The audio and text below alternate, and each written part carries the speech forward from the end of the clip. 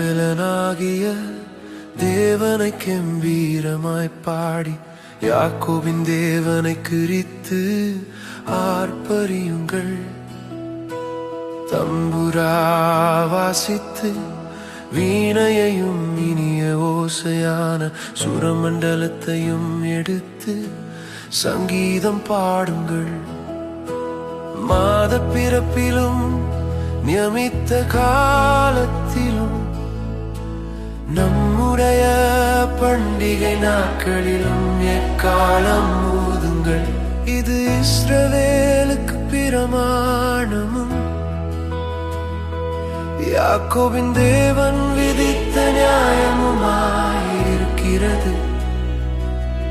நாம் அறியாத பாஷையை கேட்ட எகிப்து தேசத்தை விட்டு புறப்படுகையில் இதை யோசேப்பிலே சாட்சியாக ஏற்படுத்தினார்.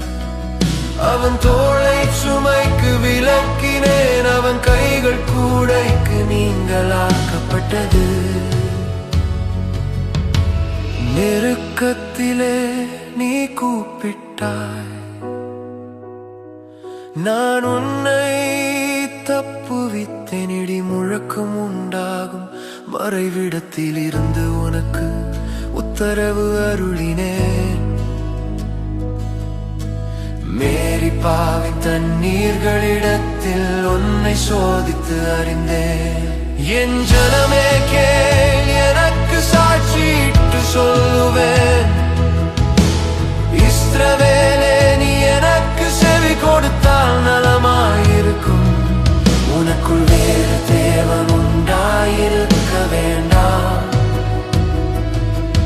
அந்நிய தேவனை நீ நமஸ்கரிக்கவும் வேண்டாம்.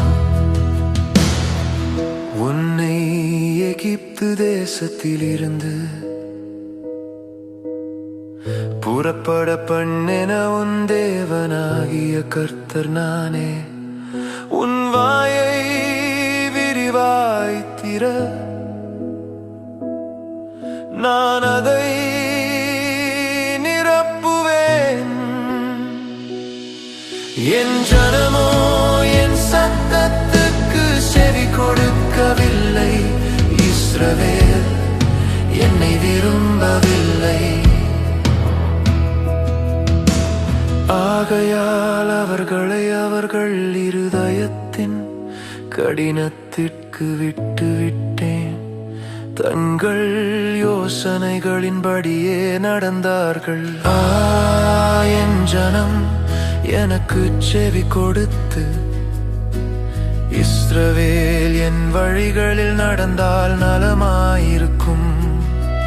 நான் சீக்கிரத்தில் அவர்கள் எதிராளிகளை தாழ்த்தி என் கையை அவர்கள் சத்துருக்களுக்கு விரோதமாக திருப்புவேன். அப்பொழுது கர்த்தரை பகைக்கிறவர்கள் அவருக்கு இச்சகம் பேசி அடங்குவார்கள். அவர்களுடைய காலம் என்றென்றைக்கும் இருக்கும்.